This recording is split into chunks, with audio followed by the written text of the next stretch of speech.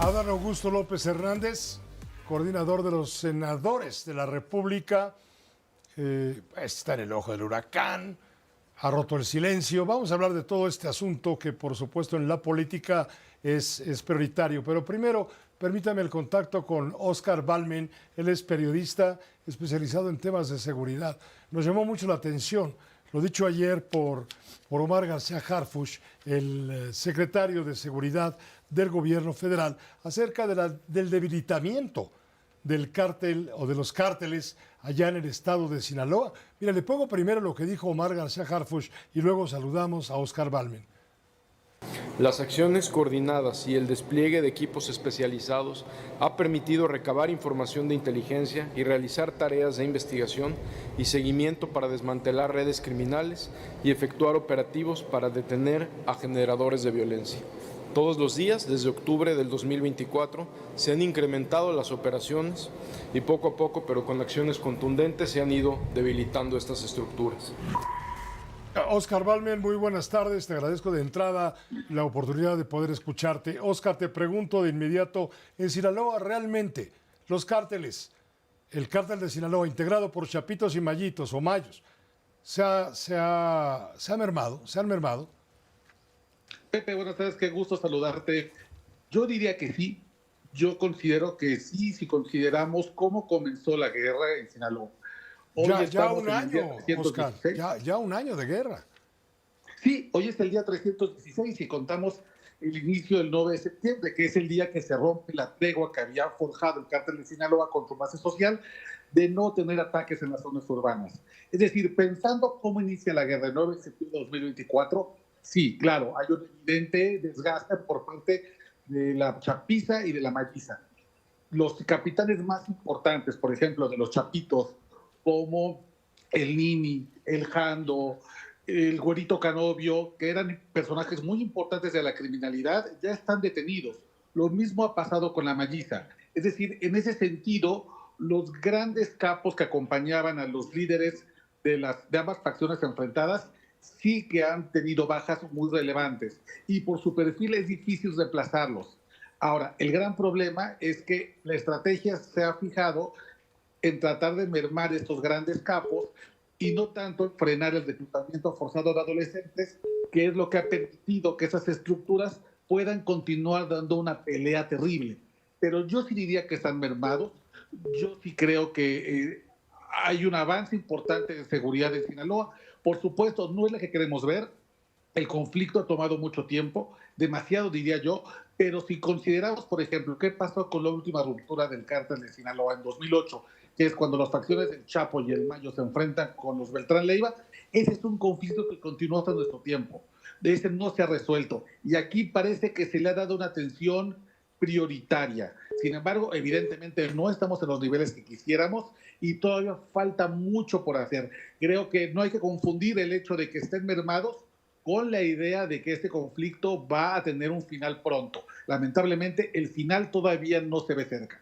Y hasta ahora podemos acumular un saldo terrible en términos de asesinatos, secuestros, robo de vehículos, de violencia, porque eso la gente lo siente, lo percibe, independientemente de lo que tú estás señalando respecto a los golpes, sin duda indiscutibles, que se le ha dado a los capos importantes que mueven ambos grupos delincuenciales.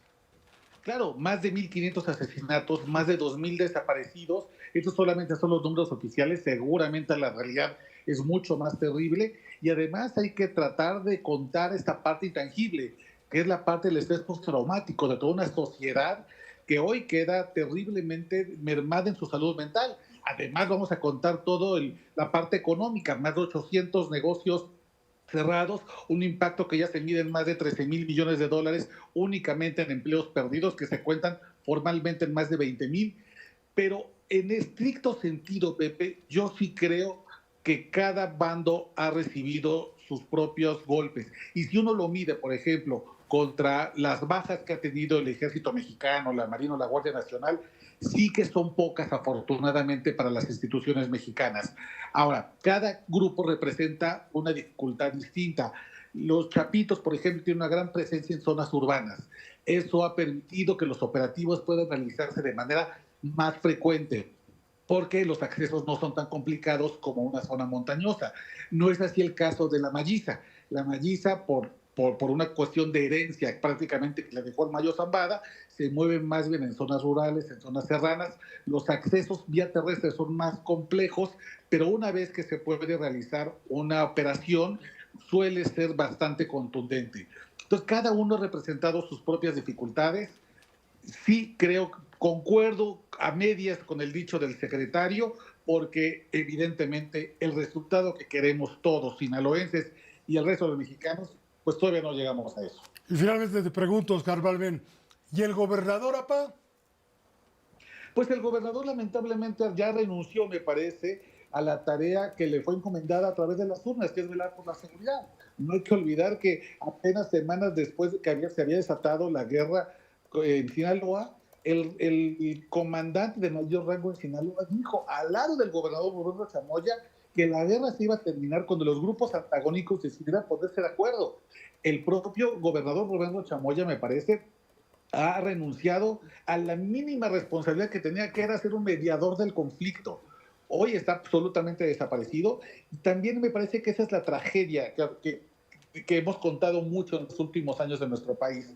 Puedes tener un secretario de Seguridad Pública fuerte, un ejército decidido, una marina que tiene realmente la capacidad para realizar operativos, pero si no tienes a los gobernadores de tu lado, si los gobernadores no salen a reconocer que el combate al crimen organizado también es responsabilidad de ellos, no únicamente dejárselos a la federación, pues pocos avances habrá que tener. Podríamos tener a Bukele si quieres, Pepe Cárdenas, pero si no tienes un gobernador que esté de tu lado y que realmente esté decidido a dar una lucha frontal para el crimen organizado, los esfuerzos se quedan muy cortos, lamentablemente. Oscar, te agradecemos muchísimo este comentario compartido con la agencia, con la audiencia de Grupo Fórmula.